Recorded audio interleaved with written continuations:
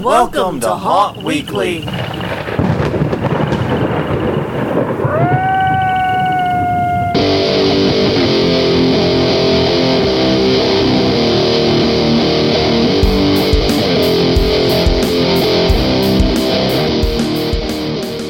Hello everyone, I'm Jonathan. I'm Crystal. And this is Haunt Weekly, a weekly podcast for the haunted attraction and haunted entertainment industry. Whether you're an actor, owner, or just plain aficionado, we aim to be a podcast for you. And we return once again. Happy Monday to all of those, not Monday to us as we record this, because we are coming from the past. Yeah, I think people have figured that out. That by very nature we have to have recorded this in the past. Well, yeah. It's kind of like the Mitch Hedberg joke when everyone says, this is a picture of me when I was younger. Mm-hmm. And it's like, yeah, of course it was. It's a photograph. And it's like, show me a picture of when you're older. And I'll be like, damn, let me see that camera. Yeah, exactly. So yes, this is a podcast from the past. All right. But if you want more podcasts from further back in our past, you can do so at our website at hauntweekly.com. We are Haunt Weekly on Twitter and Facebook. And tinyurl.com/hauntweekly will take you to our YouTube channel where you can get all the podcasts from our past. All 125 episodes, not counting this one. Obviously. Obviously, because this one's not up yet. Exactly. We record this will be available for your perusal. So definitely check us out at those locations. Feel free to subscribe, like, and share, and do all those wonderful things. Yes. Well, this week we're talking villains. Yes. And that's an exciting topic for us. We like our villains. So we're doing an entire episode on Disney villains. I may be wrong. Yeah, I think you are wrong. Show notes up. Though, Disney's not a bad place to look at villains. Not in some of their movies. Some of them. Some of them it gets a little more dubious. But yes, we're talking about villains this week. Specifically, how to create a good haunt villain for your haunt. I was going to say haunt villain, but no, these guidelines create a good villain anywhere, actually. Exactly. So whether you're a novelist or, a filmmaker or whatever and want to create a villain, a lot of these guidelines work there as well. So how to create a villain for your haunt rather than a haunt villain. Right. Makes sense? It does. But on that note, we do have to do conference reminders to let you guys know that we've been informed multiple times. This is a lot of y'all's favorite part of the show. Yeah. So on that note, it's how many of you just naff off after the conference reminders? I don't want to know. Actually, we don't know, and we don't want to know because we've got your downloads. Screw you. You've already been counted. All right, but on that note, everyone, it's an even episode. That means I take this one. Mm-hmm. And so coming up May 18th through the 20th in Atlantic City, New Jersey, Halloween Show and National Haunters Convention presents Halloween Boardwalk Empire at the Showboat Convention Center featuring zombie volleyball, a Hearst show, and a Mardi Gras themed costume ball, plus much more. Learn all the details at HalloweenShow.com. Then May 25th through the 27th in Columbus, Ohio, it's Midwest Haunters Convention at the Greater Columbus Convention Center, featuring a masquerade party and a zombie walk. Pre-convention bus tour with 8 haunts, including Lessons in Fear. Yes. Lessons in Fear, Ohio State Reformatory, Rotten Manor, St. Lucifer Scream Part, Erebus, and more. Also stops in Hell for ice cream. Well, hell, Michigan. Exactly. Well, I think it was understood. MidwestHauntersConvention.com. They're not actually taking them to literal hell. They're not taking them to New Jersey, okay? My apologies to all of our listeners from New Jersey. Yeah. But you kind of knew that joke was coming, probably. Maybe. All right, June 22nd and the 23rd in Ulster Park, New York is the premier Haunted Attractions Tour and Education Series. At the Super 8 Kingston, there will be a tour of the Headless Horseman and all 7 of its attractions. Full itinerary is TBA. I just checked today. This is of May 29th. Learn more details at premierhaunttour with 2 T's there.com. All right, July 14th and 15th in Ocala, Florida, it's Southeast Halloween Enthusiast Convention. It is going to be at the 2300 Southwest 17th Road, Ocala, Florida. Yeah, there's no name for that building. It's just is a building. Is it a building or is it just a field? Is it just an address? No, there is an actual building there. I've looked it up on Google Maps. There is an actual building. And it's not even a building, it is built. It has been finished, it is a built. Okay. Anyway, it'll be featuring a ghost walk tour and a costume ball. You can find out more at sehec.com. That's SEHEC.com. All right. July 27th through 29th in Nashville, Tennessee. It's the Room Escape Conference and Tour in the Music City Center. They'll be touring up to 8 different escape games. Now here, I looked this one up today. Like I said, I did the Conference Reminders update today. I did it kind of out of cycle. There are actually, you take one of 2 sets of tours. Either tour will get you in 4 attractions, 2 on each night. So you go on, like the A tour, you do these 4, and the B tour, you do these 4. Right. All right. And just a list of some of them, including, I picked the top 2 from each, first 2 from each one. Live Minds Adventure Escape Game, Escape Point, Locked Murfreesboro, and Extreme Escape Games. You just wanted to say extreme. Yeah, I did. I'm not even going to pretend that's not true. ECWs. Yeah. Anyways, learn more at roomescapeshow.com. Okay, July 28th through the 29th in Long Beach, California, it's Midsummer Scream. It's going to be at the Long Beach Convention Center. Features dozens of on-site haunted attractions and experiences, as well as a Screaming Room film festival. midsummerscream.org for more info. I don't know what's so special about a Screaming Room. My college had one around exam time every year in the library. Yeah. Anyways.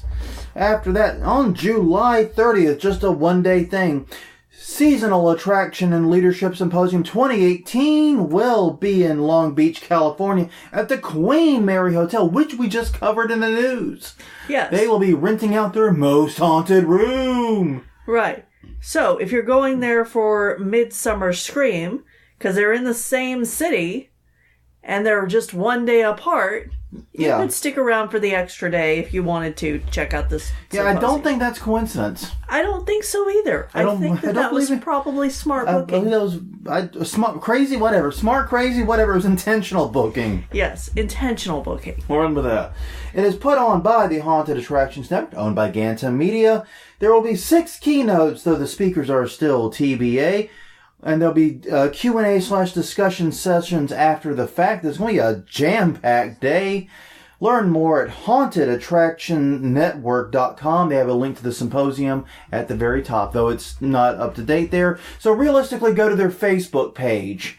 That's where the real deets are right now. Yeah. But still, the hauntedattractionnetwork.com, that's where all that is. All right. Well, okay, I think we got through that without falling on our face too hard. Yeah.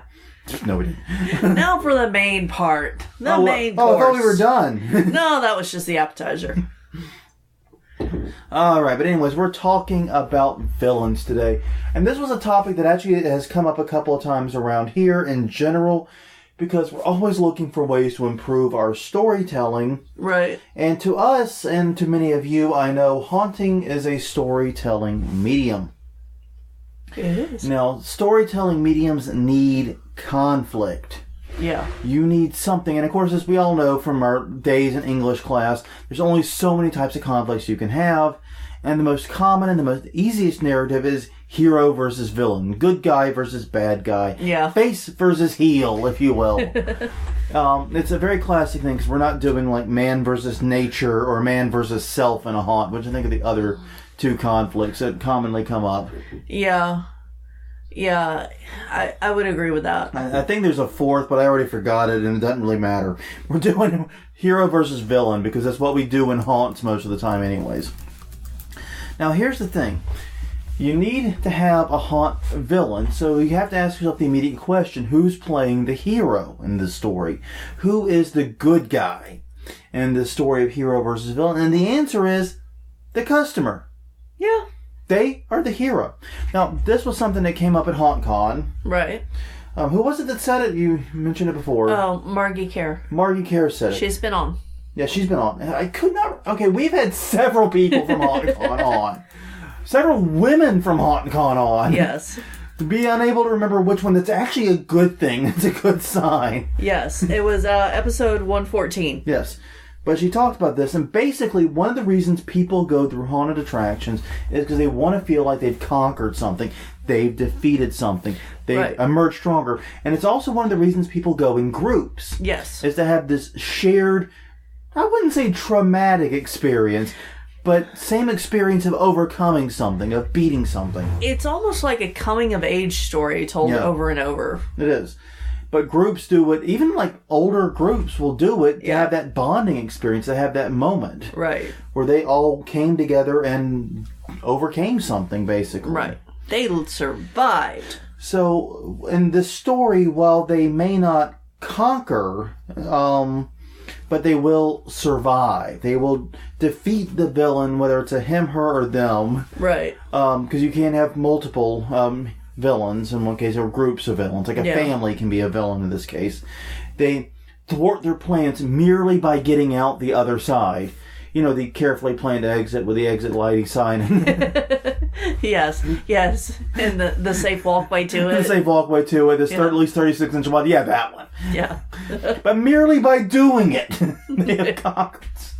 Exactly. I'm really sucking the air out of my own theories here. Well, but it's true, because I have seen kids run through a haunt, not see a damn thing. Or get a damn scare. Yeah. Come out the other side. We did it! We did it! Woo! I hear them celebrating. We made it! From inside, yeah. You didn't do anything. You just... It's like, you just ran, which is against the rules. Yeah, we had like 5 rules, and you broke all of them, basically, on the way out.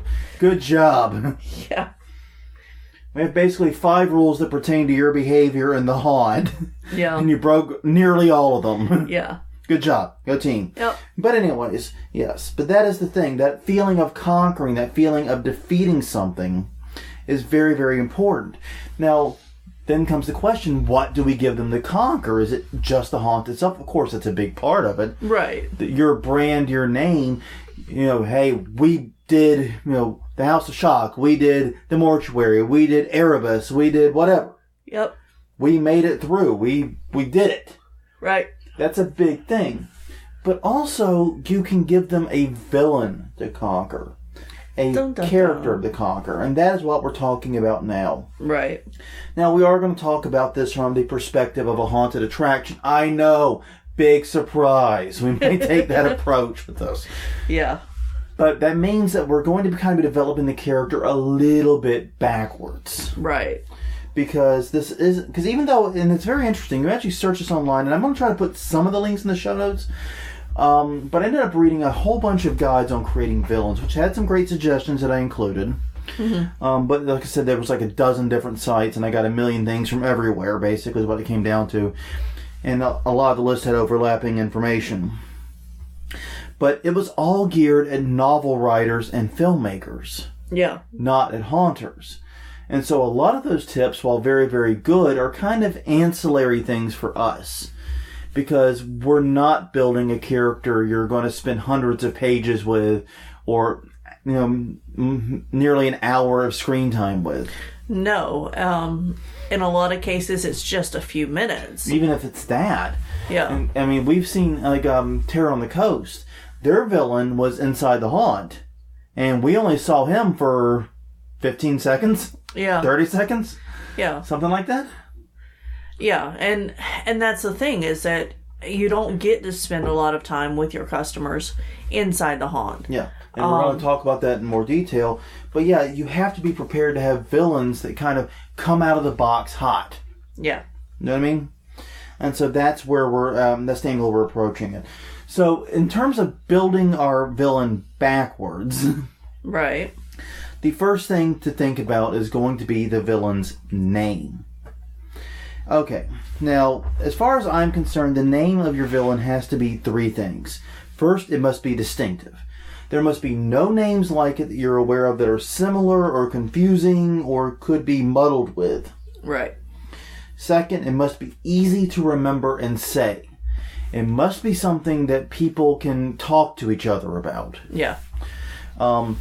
For example, if you're in a group, imagine, for example, there's a group of people going through your haunt. One of them has read your story and your backstory and paid attention to everything. Right. And their friends have not. Yeah. And so he's trying to relay, the information about your villain and the story while you're waiting in line. Mm-hmm. If it's Thraximazog, making my tick jokes here. Yeah. If it's Senior Thraximazog, it's not going to work very well. Right. Because they can't communicate that quickly or easily or comfortably. It has to be something that can be trivially communicated. And the third thing is, and this is part of that, is it has to be marketable. It has to look good in print. Mm-hmm. It has to be short enough to fit on a flyer comfortably. Yeah. And it has to be something you can put out there comfortably and easily. Yeah, and cannot count the number of times, well, probably 13, because this will be 12, because this will be our 13th season. Reporters have asked, will we meet so-and-so, the named villain for that year? Yes. And the answer is, of course. Duh. Or maybe you'll have to come and see. The answer is yeah, yes. we've already told you he's going to be there. He's all over all of the marketing. Yeah, and we kind of do this one a little weird in that we have the main villain, the overarching villain, is Bernie Baxter. Right.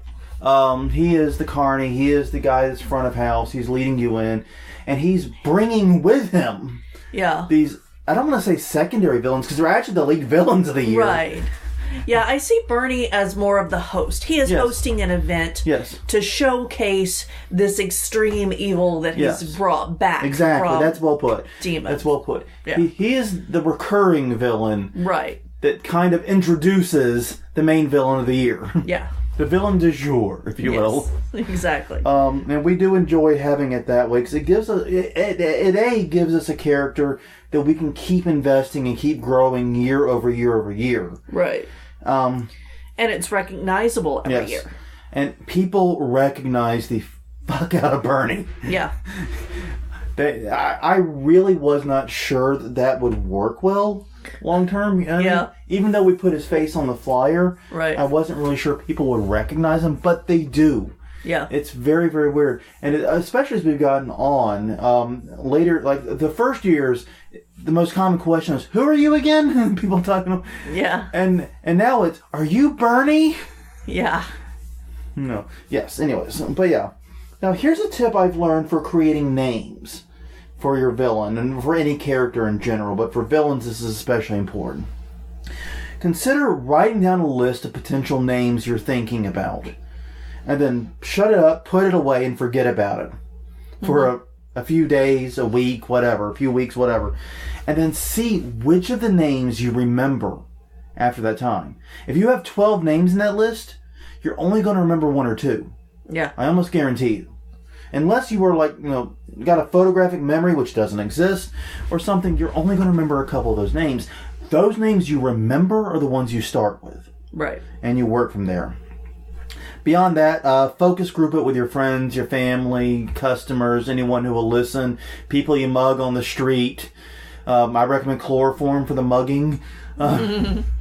Turns out to work really well. But yeah, basically what you want to do, please don't chloroform people. Don't do that. Don't do that. That is not a recommendation. But you should not be saying that. But in all seriousness, do try to get the name out there and see what other people think. And the reason for that is simple. Remember, when you actually pick the name and you start marketing it and start getting it out there and you start storytelling with it, you're stuck with it. Yeah. Even if everything else about that character is bang on, you don't get to change the name until you get rid of the character. Exactly. You can't, imagine for a second if we decided Bernie Baxter needed a name change. We're hosed, man. Yeah, that's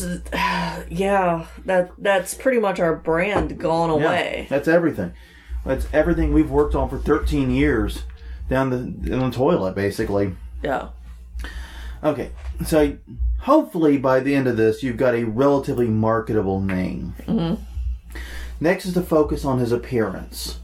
And the appearance... Or her. Or his, or... Yeah, okay. I know, we're using his in the I know, but that's just it. And that's one of the things that's complicated, because not only is it a his or her, but a them. Or a thing. Or a thing, exactly. It could be any... I mean, that's just it. It's not just even a gender thing. It's... Right. It's anything. You could have a dragon. If you can make it distinctive enough and follow all these rules. It could be a dragon. It could be a goat. It could be... I would love to see a haunt with a goat as a villain, for the record. I think that would be awesome. I'm pretty sure that that's been done. Terror goat. That sounds like a great garbage horror. It does. I want to watch this movie now. But yes, villain appearance. Their appearance must be unique and easy to spot at a distance. If I can't look at this person and tell within an eighth of a second or less who they are, game over. Yeah. It is literally over. And the way to do that is not only to make them distinctive, but make them distinctive within your haunt. Right. Like, for a good example, once again, going back, and we're going to use our own haunt as an example a lot in this, because this is an area we do work on a great deal, because we don't have a lot of money, we don't have a lot of space, we don't have a lot of... All we got's our storytelling all we got ability. is our story and characters. Yeah. But yeah, one of the things we do is Bernie is dressed up as a carny barker. Right. That is never the theme inside the haunt. No. We have never done a carny, never will. No. Because then you wouldn't be able to distinguish Bernie from all the other people. Right. So it has to be distinguishable not just on the street, which is important, obviously, because if he's just dressed in street clothes and looks like your customers, that's a problem too. But it has to be distinguishable from the people inside your haunt. Right. And I would say that if you're going to have your main villain inside the haunt, like the last room, make it the set design completely different from the rest of the haunt. Yeah. So that you've got audio cues, you've got visual cues, you've got, smells that increase that, oh, this is different. Yeah. This is the big deal. This person has to stand out immediately. So you have to craft a distinct character from this. And the best way to do that, I have found, is to craft a distinct feature. Yeah. That your visitors can see. And it can be a facial characteristic. Are they really old? Right. Do they have one eye missing? Yeah. Are they red face, like complete, like stark red, or blue, or green, or some other color? Yeah. Like the Klingons in Star Trek Discovery, they look like that. Yeah. Are they obviously, somehow deformed? Well, yeah. I'm just thinking, because you brought up Klingons, and their appearance has changed so much, so many times, it's confusing to tell whether or not people are Klingons anymore. I actually agree with that.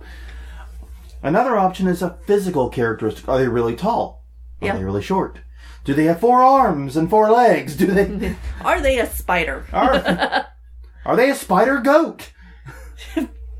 Yeah. I'm hung up on goats now, okay? We're all in on goats. Okay. Second, next up, do they have a distinct item of clothing?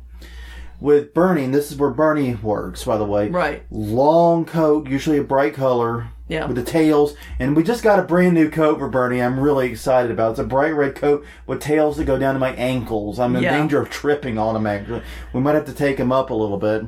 Yeah. And a giant top out. Yep. You can spot that 100 yards away, no problem. But basically, you have to make it something that people can look at immediately and recognize, and it has to look nothing like villains on TV or movies. Right. Don't say your villains like Michael Myers, but... Yeah. Like Jason, but... Yeah. It doesn't work. You have to come up with something that's unique to you if you want this to be your villain. And then there are other aspects of the appearance that you can meddle with and have fun with. There are mannerisms. Do they, hold their hands a certain way? Do they wiggle about a certain way? Do they do a certain sign? Mm-hmm. If you want clues on that, I know we keep saying watch professional wrestling, but professional wrestling is filled with these types of mannerisms. They are. Wrestlers have like signs and symbols. They give they would look like gang signs if they weren't done in a wrestling ring. Yeah. Things like that can be very distinctive. Speech patterns, their voice, are they gravelly? Do they speak very slowly and methodically? Do they speak with a deep voice? Do they speak with a high voice? You know what I mean? Also, what century is their language word choice from? Yeah. where's their language coming from? Are they speaking very proper English from 200 years ago? Right. Or are they speaking, redneckese from today? You know what I mean? Yeah. What are they speaking? How are they talking? How do they walk? Mm-hmm. A walk can be super important. Yes. Because you could have a limp. You could have someone crawling on the floor. Yeah. You can enhance the creepiness just by the walk. You could have someone doing a cocky walk. You can have someone doing, like a high step walk even. Right. You can, and even things that seem like they might be silly, if you attach it to the right character, they can work. Right. Yeah, like last year I had the character of Miss Paisley. Mm-hmm. She was a librarian and she wore boots, so I did a lot of stomping. And I was very angry at the boots. Yes. And Bernie has a tendency, I admit, to kind of walk with spaghetti legs. Yeah. He's a showman. He's always jimmying and jiving, for example. Yeah. It's a very different style of walking. It is. But it says very different things about these characters. Mm-hmm. So, yeah. Also, do they have a signature catchphrase and or gestures? It goes back to the mannerisms. Right. But do they have a thing they do or say? What does the Red Queen say in Alice in Wonderland? Off with her head. Yeah. What does every Bond villain say? Some variation of, "No, Mr. Bond, I expect you to die." Yeah. Every villain has their catchphrase or saying.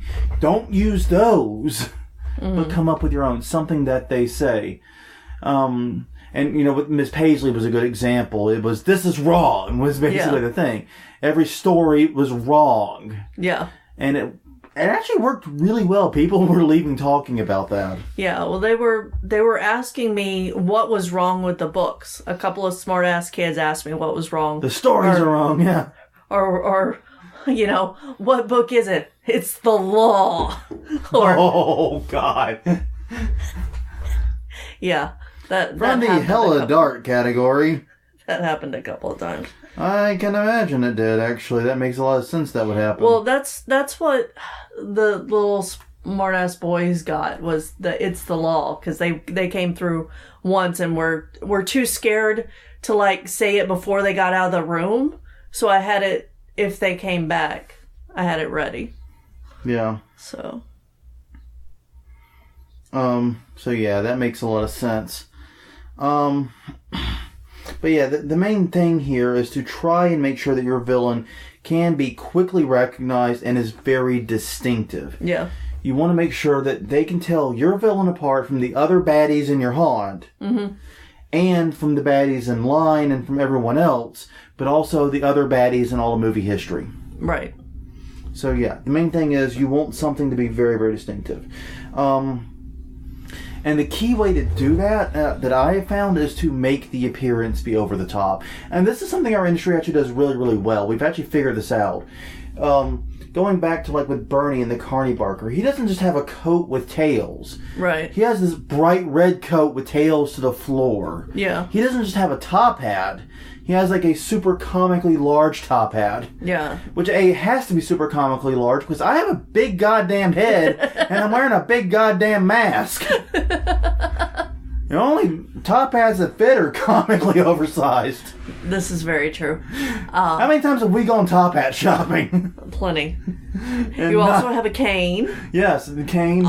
And this is the thing, is that, so your outfit has pretty much stayed the same. Yes. And this is the first time the coat's going to be a really bright color. Yes.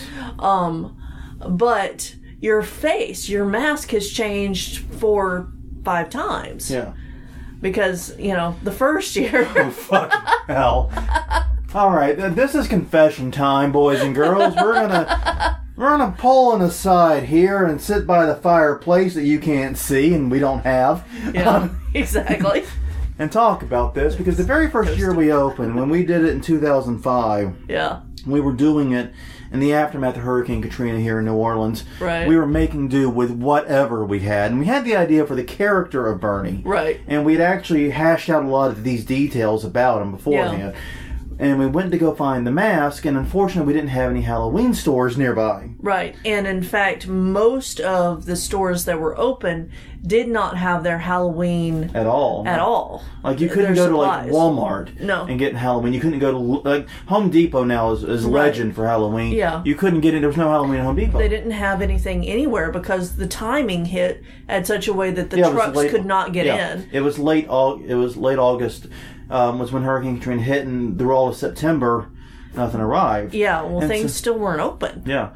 So what we did is we had found, I think one of the Walmarts got part of their Halloween section. I think it was Walgreens, actually. It might have been. I don't remember which it was. But we ended up finding an old witch's mask, an old lady witch mask. $5 witch mask. $5 witch mask. And we looked at it and go, this is androgynous enough to make it work. And it was. You put it on, had the big hook nose, and you put a top hat on it and a cane and everything. It looked like a dude, and we ran with it. And, yeah, we got rid of that mask at first opportunity. Right. And it's been an old man mask ever since. Yeah, it's been one of the various old man masks ever since. And those, you can't tell the difference between nearly as much. They all look like just generally old, wrinkled dude. Yeah. Like, we've That's how they read. Yeah, we've been trying to talk. We've talked repeatedly about trading up to like an FX mask or something. Right. But it just hasn't been necessary. No.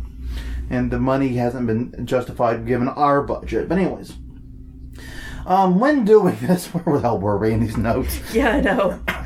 When doing this, be careful to avoid stereotypes, though. And I mean stereotypes both in terms of real-world stereotypes. You don't want to, like, play to the foreign heel or whatever. Right. But you also don't want to play to stereotypes in movies. No. So be careful with that. Mm-hmm. Make something that is... you're going to have to involve tropes. Tropes are a thing, and learning the difference between tropes and stereotypes is important.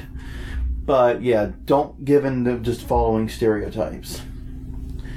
Alright, so now we come to the lengthier part of the show, which is creating the actual villain character. Well, first I'll direct everyone to episode number 15, which was called Baby Got Backstory, where we talked about creating a backstory for your haunt. Mm-hmm. I know that is an eternity ago. I know the podcast sucked then. It sucks now, but it sucked then too. Yes. Back on Mitch, huh? Yes. It's a Mitch Hedberg kind of night. What do you want out of me? But yes, so that has some great information that you should definitely check out. But when it comes to creating a villain, and like I said, this comes from pulling together an ungodly number of pages and lists. Mm-hmm. To talk about this, there are 6 keys that it seems like everyone agrees on. And the first key, and so we're going to talk about the 6 keys to remember about creating a villain. First, the villain must believe he, she, they are the good guys. Or gals. Or team, whatever. They got to believe they're good, basically. Yeah. That's what it comes down to. And whatever backstory you give them has to offer them a reason to feel justified in their actions. Right. This is extremely important because a lot of novels and a lot of movies fall flat on this. Mm-hmm. Where they'll have a hero, they'll tell the full story, and it's super complicated, and they have this big, long arc, and they're super detailed, blah, blah, blah, blah, blah. Oh, and the villain's just evil incarnate. Yeah. It's 627 from Lilo and Stitch. Anyone who gets that joke, you're my new friend. You may add me on Facebook. You can do that anyway. You can do that anyway, but I will definitely add you if you know why that joke is funny.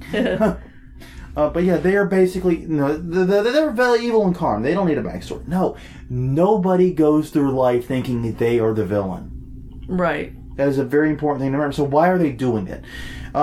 What is their justification? Is it revenge?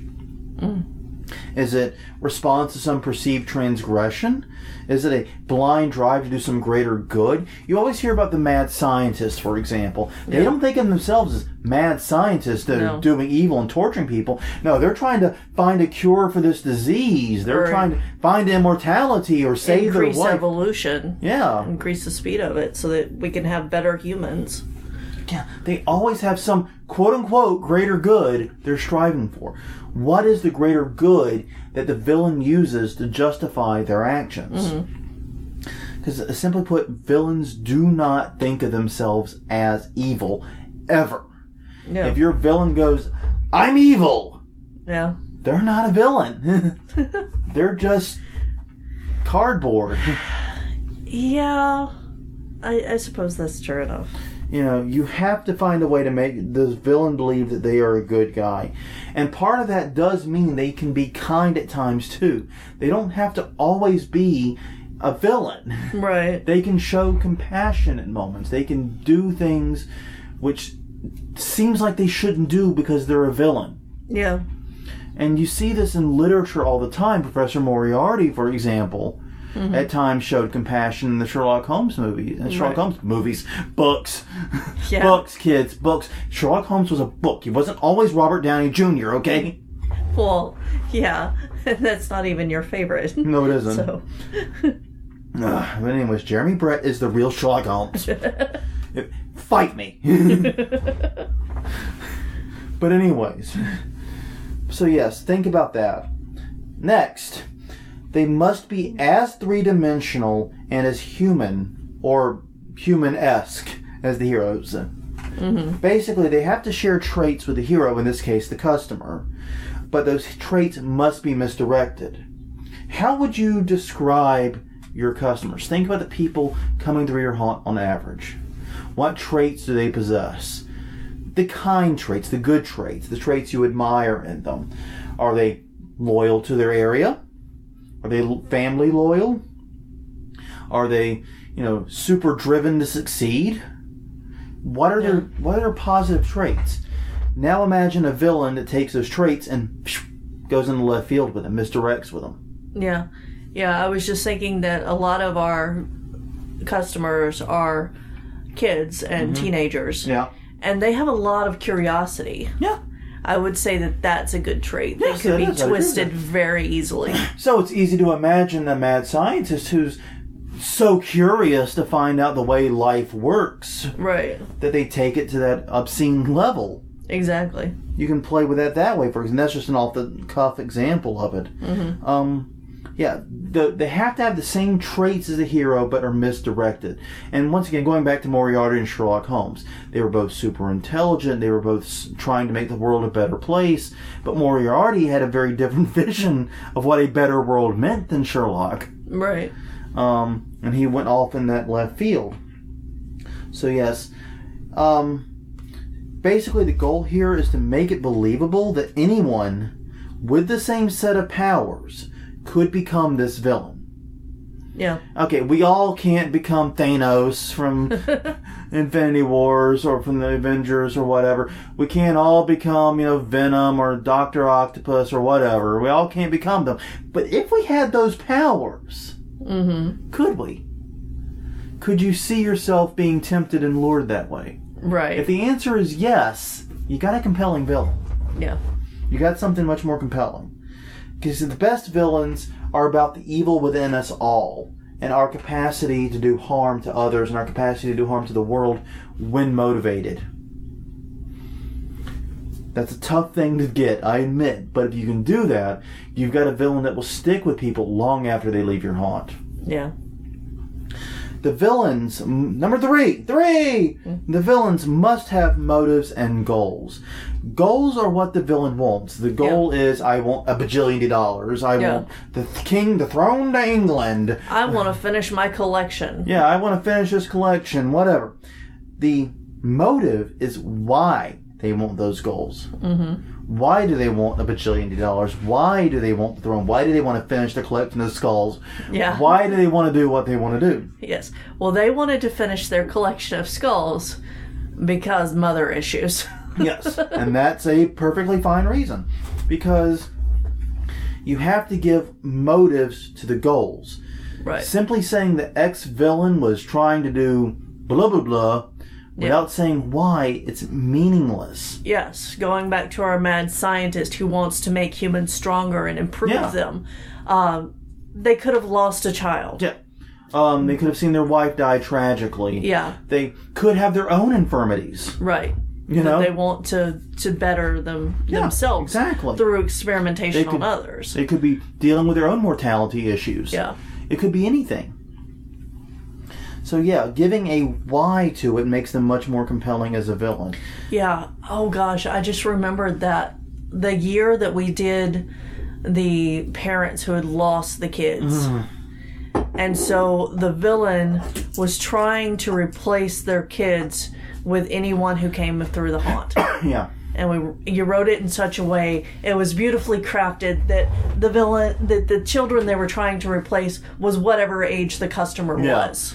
Basically, if I recall correctly, and this may be partially incorrect, the parents lost their kids very young, but they refused to accept it. Right. And so every year around the kids' birthdays, they're which happened to be Halloween. Happened to be Halloween, yes. Conveniently, that was convenient. Yes. They would kidnap children and force them into this birthday pantomime thing. Right. And I can only imagine the crying little brats and they're screaming their heads off after being kidnapped and forced into a birthday party that wasn't theirs. Right. And then forced them to do this giant pantomime, and then afterwards they sort of freaked out and got rid of them. Well, they would kill them in the same way their kids died, so that they would relive that horrible day over and over and over every year. It was their way of dealing with deep psychological trauma that put others in horrible danger. Right. Yeah. So basically it comes down to answering the question, why? Which too few villains have a good why behind them. Yeah. All right. Number 4. The villain must be capable. I cannot say this one loudly enough. Yeah. You cannot have a bumbling or stupid villain that never succeeds. No. An incompetent villain cannot harm the hero, i.e. the customers. Right. And therefore, there's no harm, there's no danger, there's no fear. Right. If this is a Scooby-Doo villain, they can't even catch a dog and its 4 friends, right, then I'm not very scared of them. Right. Yeah, the backstory for your character should include how they've been getting away with this for years and years. And the haunt itself can emphasize this too. Right. There a couple. I remember. I think it might have been House of Shock. Actually, had a kidnapper's room. Yeah. Kidnapper sequence, and you go in there, and what do you see in cages? People. Yeah. Proving that this person has been very capable of kidnapping people and putting them in cages. Right. 13th Gate also has that. They have several haunts use that. But the point is, you can show that the villain has been successful before. Right. And one way we did this previously, going back to the Kane's collection and the skulls, was we had the collection of aforementioned skulls. Right. That showed he had successfully done this 25 times. Yeah. The 26 being the letter of whoever was going to them. God, that was so beautiful. Yeah. That's probably my favorite thing we've done in the haunt in terms of just sheer evil genius. Right. Because that messed with a lot of people so hard. Mm-hmm. Which is so funny considering how fake those skulls looked back then. They were not very realistic skulls. No. But anyways, you cannot have an incompetent villain. Your villain must be successful at what they're doing, and you have to convince the customer that if they are to escape, they are the exception. Right. Not the rule. Yeah. And what that means is that the villain has to win sometimes. Yeah. A lot of the time. Most of the time, even. Right. The villain has to win. All right. Number 5. And this is probably the hard one, guys. I'm not even going to attempt to lie on this one. The villain must be enjoyable. I know we keep making wrestling references, but this one's a good example of it. There is a big difference between heel heat and go away heat. Right. You learn this if you watch wrestling, because there are heels that the fans love seeing because they want to see them get their ass beat. Yes, we love to hate them. We love to hate them. And then there are villains like, just get off my freaking TV. Just go somewhere else. Go somewhere. You're annoying. You're annoying. Go somewhere else. Do something else. I don't like your story. There's a big difference between those two things. A villain must be entertaining and strangely, maybe even confusingly likable. Right. It seems like it's a dynamic that doesn't work.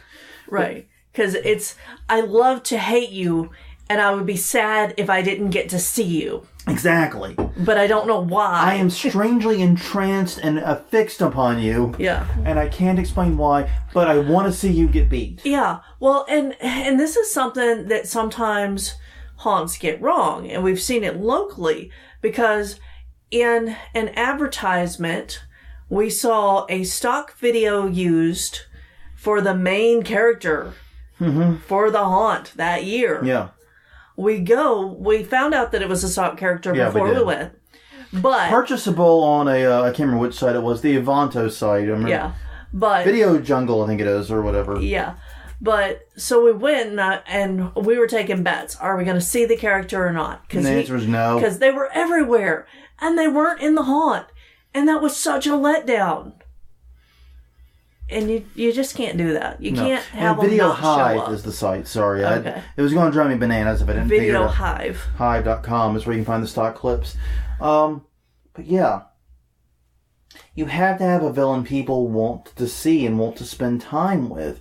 So this means you have to not make the villain just all around horrible. Yeah. You have to give the villain traits that makes them entertaining and makes them something people want to see. They can be charming, funny, persuasive, but they have to be something that people connect with enough to want to keep them around. Right. Because, the best villains are in the end are the ones you enjoy seeing, even though you hate their guts or you fear them so much. Right. And look at the best horror movies. Mm-hmm. Michael Myers, Freddy, all those characters. Yeah, they're the villains, but people love them. Yeah. They fear them, but they love them. Yeah. That's what you're trying to create, is that type of experience. And the final one, and this is much easier, is that the villain must be unbeatable. Mm-hmm. This sounds crazy, but if you want to keep reusing the same villain, they can never be truly beaten. Yeah.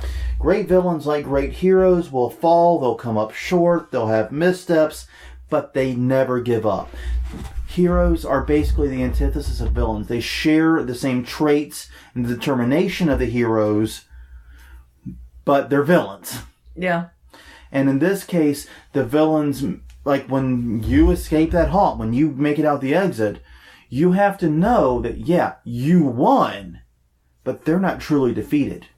Right. They're They've still coming got back. a whole line of people out there that they can There's a do whole stuff. line of people. They're coming back next year. It's not over. Yeah. You know that villain is going to come back again. Right. Any villain that can be conquered has an expiration date, basically. Mm-hmm. You're just waiting for the right hero to come along and vanquish them. That's not nearly as scary. So yes, you have to make a villain that can either be victorious in defeat or is an even bigger threat after being defeated. Yeah. And honestly, it's probably easier to make one that's victorious in defeat. Okay, you got away, that's fine, that's great. But look what I have here. Yeah. The horror and the terror is not over, Right. Or, I will be ready for you next time you come through. Mm-hmm. I'm going to build this bigger, badder thing to catch you. I've learned this is part of my experiment type thing. Exactly. It's something like that. Be Gladys. Yeah. The main thing you're trying to do is to create a terrifying villain that people want to see and will come back to year after year after year. Right. Because even if they don't necessarily come there the first year for this villain, if you give them a great villain to connect with, it gives them a reason to come back the next year. Yeah. All right, so real quickly, we're got about 5 more minutes here of time, so to speak. Got plenty of time to get through the rest of this. Putting it together, the villain should have 1, a memorable, marketable name. 2, should have a distinct and easy to spot appearance, and 3, should be a 3-dimensional character that connects with the audience. Combining those things can be very difficult. Mm-hmm. But here's the thing. In a haunted attraction, as we said in the beginning, you have to do this a little bit backwards.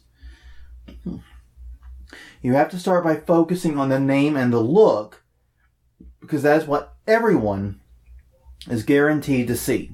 Yeah. They might not read your backstory, they may not get your backstory, but they will see and talk to and see the name of this character. So if those things are good, it can create unease even without the backstory. So focus on making a villain that creates that unease, that tension without the backstory, then tack the backstory onto that. Right. But in the end, remember that building a backstory and building a proper villain character is free. And for those who do take an interest in it and those who do study it, it can add a great deal to the haunt. Yeah. Yes, it's pick your level of involvement. Yeah. Do you want to just see what's scary and know that it's scary on sight? Or do you want to know why it's scary? Yeah. And the people that come to your haunt are going to pick their own level, and it might be varied. Yeah. I know from my experience that our haunt, our level of engagement for the average customer is probably pretty low. Yeah. Because we're a free haunt, and I know a lot of people choose to show up at the last minute. Right. But I also know for some paid haunts, there's a lot more discussion. I have heard people, like when we're at the mortuary, talking about the backstory there. Yeah. So, because people are paying, they're planning their visit, there's more thought going into it. Right. So, something to consider is that maybe the cost of the haunt has a role in determining how involved your customers will be. It makes sense. People tend to investigate bigger purchases more. Yeah. And 4 tickets can be a big purchase. So, don't knock it. All right.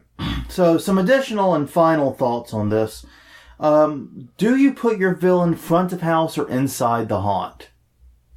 And that's a good question, because if you put them inside and you want them to be back year after year, then it could go stale. You got to be careful with that. Yeah. Well, front of house to me enables more engagement with customers. They can talk to people, they can banter, they can back and forth. Exactly. They can scare them out there a little bit. But inside does allow them to be used for a proper scare. You can set something up and they can knock it down. In our experience, or at least my experience, I'm not going to speak for you, the front of house is better because that engagement makes the rest of the haunt much more intense. Your villain has a chance to set up everything that happens in the haunt. Right. And make it much more intense. Now, some haunts I know, like we've seen this at 13th Gate, and we've seen this in a couple other places, will have the villain banter outside, but also slip in the back and do scares in there too. Right. It's very hard without 2 costumes for the villain to be in 2 places at once. It is. Something to think about. But the point of the matter is, if you have to choose one, I personally think front of house is better because this is about creating a deeper character. Right. And it's going to be hard to get that across in a room that the customer may only spend 10 seconds in, 15 seconds in. It is. And it also allows you to grow the character year after year so that people will want to come back just to see that character. Yeah, I agree. And also, I mean, like Terror in the Coast, we mentioned them, they had their big villain inside. Yeah. And like 3/4 the way through, even. It's kind of a weird placement now that I think about it. Yeah, I don't even remember who their big villain was. It was the clown dude in the bowler hat. It was in the... Yeah, not ringing any bells. The mind paint? Okay, never mind. The point, this drives home the point I was about to make, which is that the villains inside the haunt are not significantly scarier than other actors. Right. Because they're not doing that engagement. They're not adding anything significant to it other than your regular scare actors. So, something to think about. And the next question I think a lot of people are going to have is, do you make this the face of your haunt or not? My question would be, is it the most distinctive part of your haunt? Yeah. If so, probably. And is it the most distinctive recurring part? Yes. Because I think that's an important... Like, looking locally, the mortuary always uses the building. Yeah. And because it's very distinctive. Yeah. It's the most distinctive part. But the House of Shock, when it was open, always used, Belial. Always used Lord Belial. Because he was super distinctive. Right. So, yeah, think about what's unique to your haunt and what is going to be most likely to drive customers. Bottom line, wrapping it up, because, we're pretty much out of time. Yeah. A great villain is easy to add and can help customers get more out of your haunt. Basically, make your villain someone they want to see, someone they want to conquer, someone they want to see lose, and be sure that your villain can never truly be defeated so that way you can reuse them year after year as you choose. Do that, take your villain to the next level, and watch the customers who do wish to get invested in your story enjoy it that much more. Yeah. I think it's that simple. Yeah. I know that's a lot to go over. Yeah, it's that simple. It's that simple. Just do this list of things we talked about for the past 40 minutes and you'll be fine. Yeah. I'm an arrogant prick, aren't I? Yeah, a little bit. Yeah, I'm sorry. But anyways, the point remains.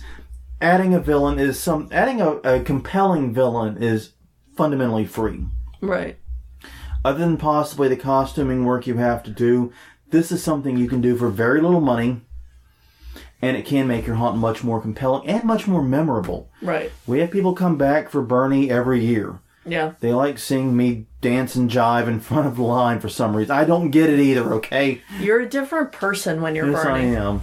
But the point remains, adding that can add a great deal to your haunt. Yeah.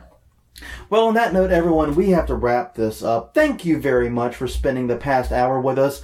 May God have mercy on your souls and your questionable decision-making skills. But we do appreciate it. If you want more, definitely check us out at hauntweekly.com. We are Haunt Weekly on Twitter and Facebook. Follow us, like us, and all the things there. tinyurl.com/hauntweekly takes you to our YouTube channel where you can subscribe to us. Be sure to click the little notification bell if you do, so you'll be notified when new episodes go there. They go at pretty much the same time as they do on iTunes, Stitcher, Podomatic, Google Play, wherever finer podcasts are sold. That's the other places you can find us. But until next time, I'm Jonathan. I'm Crystal. And this was Haunt Weekly, talking about creating a haunt villain. We'll see you guys next time.